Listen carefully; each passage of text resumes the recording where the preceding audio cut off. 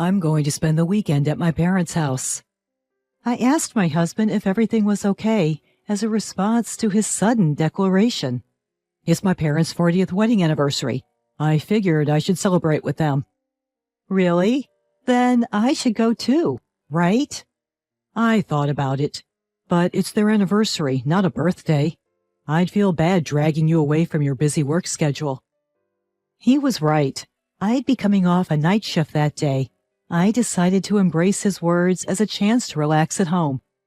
I get along well with his parents, and they always take good care of me. Maybe I can send something later to celebrate. My name is Rachel. I'm a nurse, and I'm 32. I met my husband John 3 years ago. We've been married for 2 years now. It feels like we've been together for a long time, but it was nothing compared to his parents' 40 years. His parents have a beautiful relationship, always going out together and even holding hands while taking walks. I look up to them, especially since my parents are divorced. I've always dreamed of having a similar kind of relationship with my husband. One Friday night, John came home with bags full of groceries. I'm cooking at home tomorrow. Cooking is a hobby of his, and he's quite good at it. While I tend to focus on whether something is edible, John is the type who relentlessly pursues the deliciousness of food. We usually take turns cooking, and John's meals are always delicious. But of course they are. He uses quality ingredients. The worst part is, he always leaves me to do the dishes.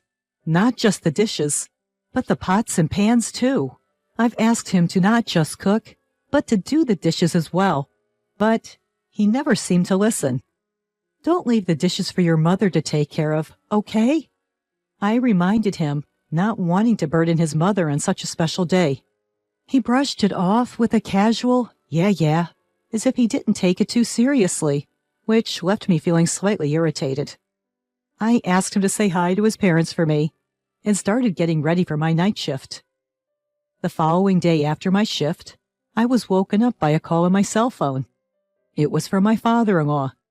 This was unusual, because my mother-in-law is usually the one to call.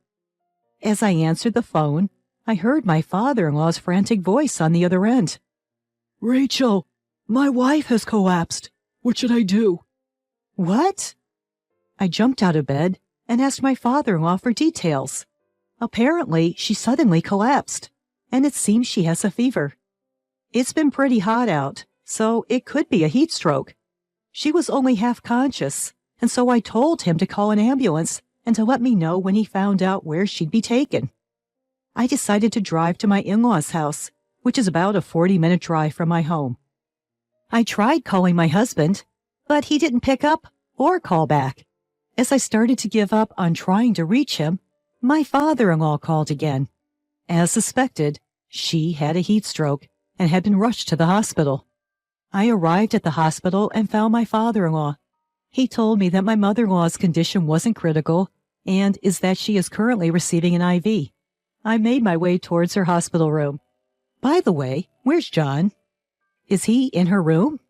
My father-in-law looked puzzled. Wasn't he with you?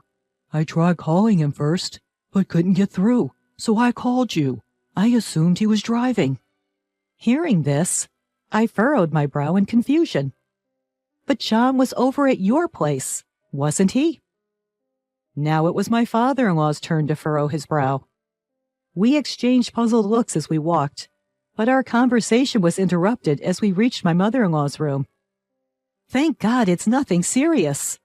Upon hearing that, my mother-in-law, who seemed less energetic than usual, smiled. I'm sorry for all the trouble. Were you at work today? I just finished my night shift, actually. Where's John? Is he working? These words hit me. He said he was heading over to cook you guys a special anniversary meal. The three of us exchanged glances. Feeling that something was off, I tried calling John again. Finally, after several attempts, I managed to get through to him. Oh, thank goodness. Where are you? He responded with something completely unexpected. I'm at my parents', cooking up a storm as filial duty.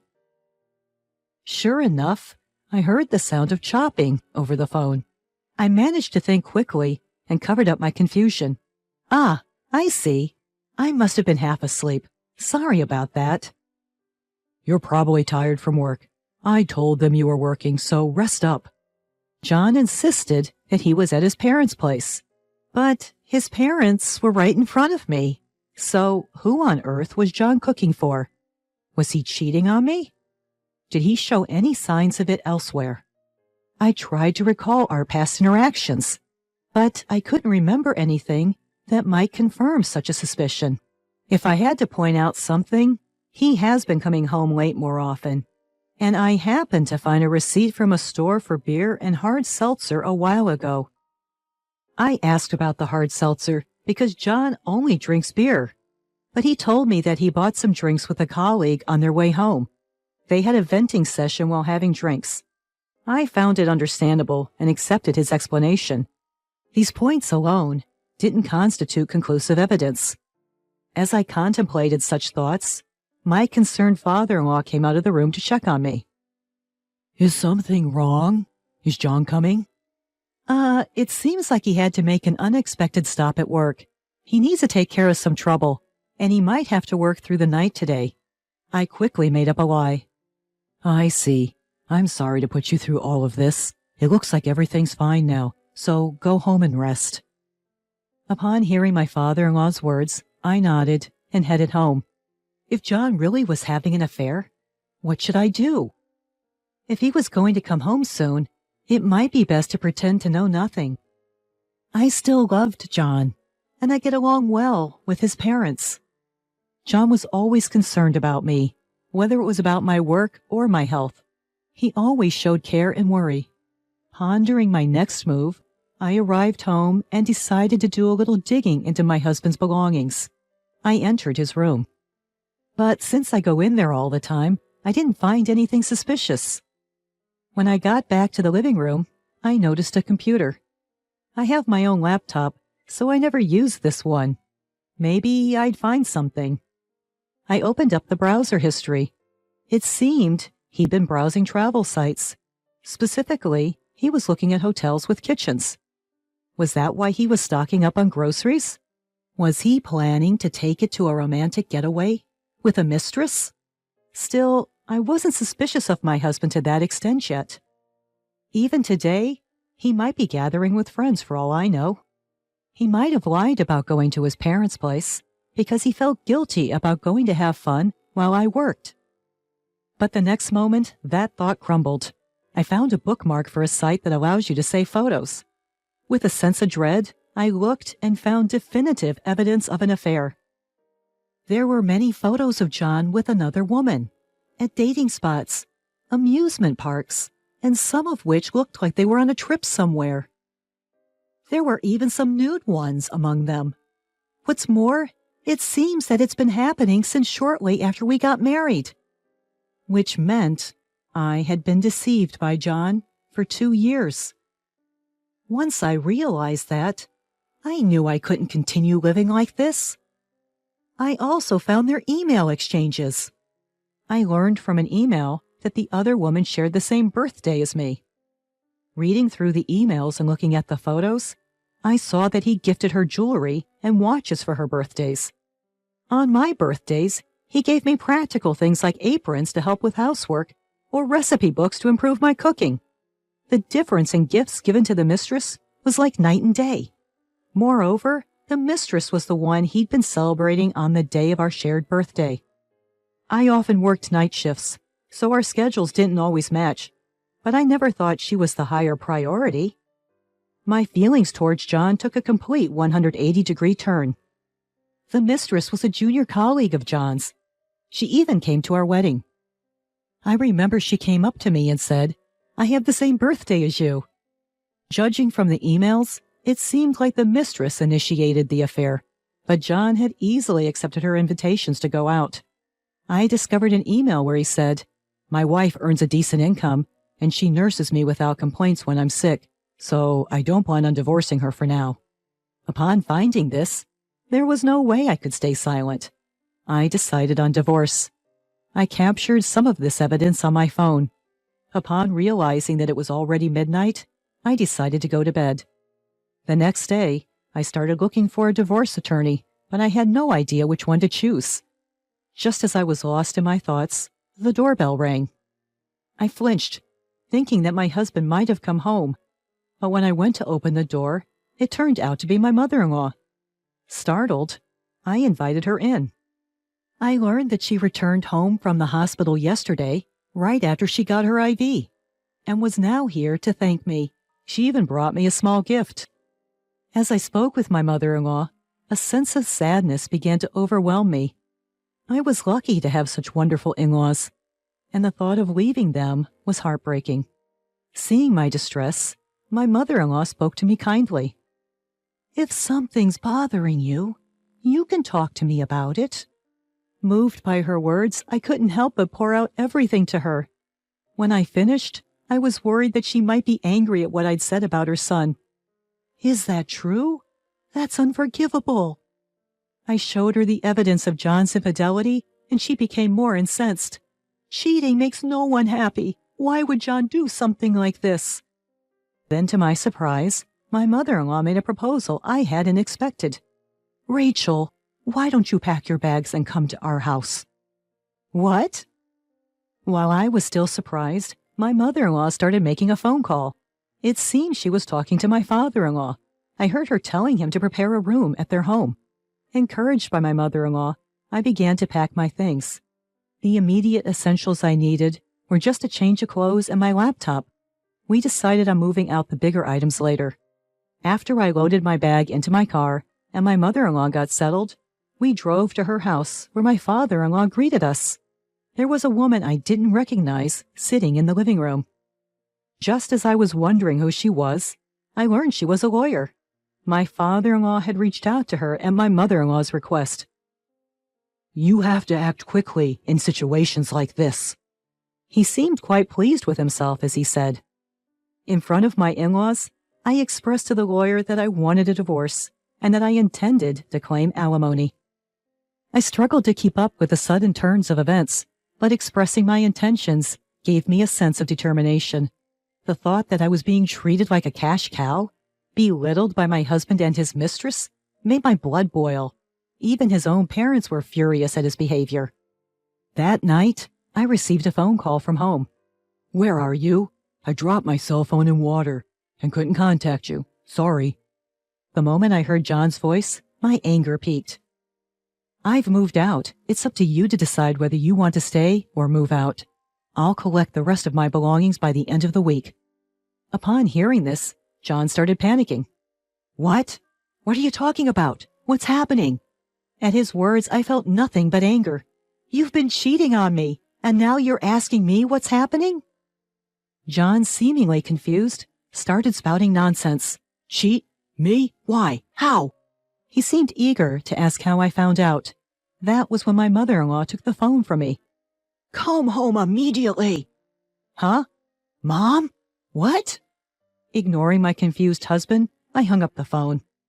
Less than an hour later, John arrived at his parents' house. "Rachel, what's going on? Why are you here?" I sighed at John, who rushed in after hastily opening the door.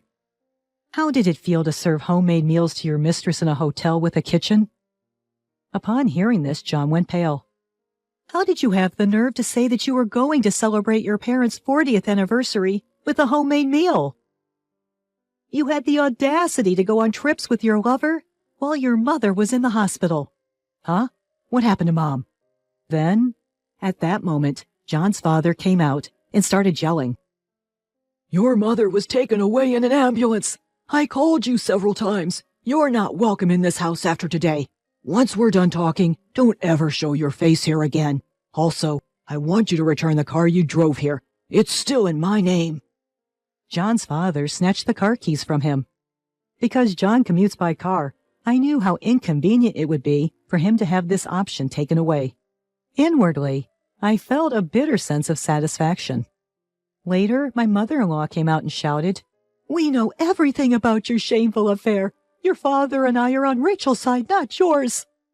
Our lawyer had already left, so I directly expressed my intention to get a divorce. John panicked with a pale face. Divorce? We can't. Why? I always help with household chores. I even cook. At my husband's desperate reaction, all I was able to do was sigh. Helping out with household chores? You mean taking out the trash or putting away laundry? You don't even know how to use the washing machine. Have you ever cleaned the bathroom or the toilet? But I cook. His words made me snap. You claim to be cooking, but cooking is complete when you clean up afterwards. You buy fancy ingredients, cook, and then act all smug saying, "Isn't it delicious?" Well, of course it's delicious. Shouldn't you be considering the food expenses when cooking? John retorted, obviously irritated. Huh? My dishes taste way better than yours. Cleaning up is easy. It's the cooking that's hard. Just yesterday, my girl told me everything was delicious.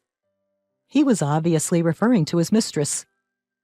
Well, of course, in a hotel kitchen, you don't have to worry about cleaning up.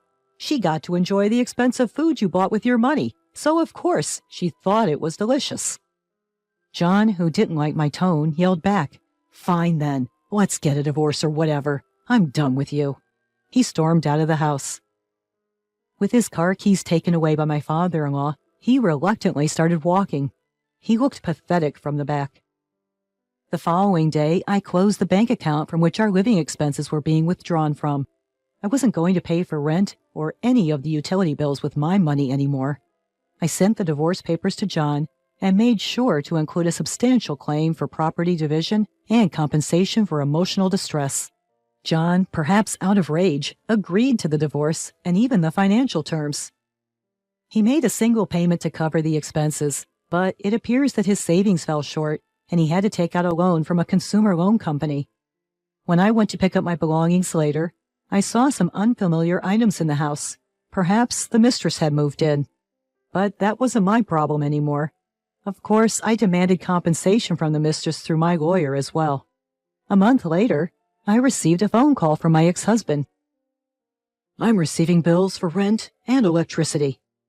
He'd just realized it now. Well, that's to be expected since the bills weren't being automatically withdrawn anymore. Of course you receive them. I've closed the bank account we were using for withdrawals. My ex-husband was speechless. Why should I be responsible for paying rent for a place I don't even live in? Your standard of living will have to drop a bit, but you guys will figure it out. Although I doubt you can afford to keep living there on your salary. With that, I hung up the phone. He makes about half of what I make. If he pays the rent, he'll hardly have any money left for living expenses. The truth is, I had been covering a significant portion of our living expenses. My ex-husband later asked to reconcile, but of course I ignored him. According to John's parents, he became uncomfortable at his job and quit. He showed up at their place, but his father turned him away. I had already moved out of his parents' house and rented an apartment. I don't communicate with my ex-husband anymore, but I occasionally get in touch with his parents, and we still have a good relationship. Seeing them walking hand in hand to this day, I made up my mind to find someone with whom I could eventually have such a relationship.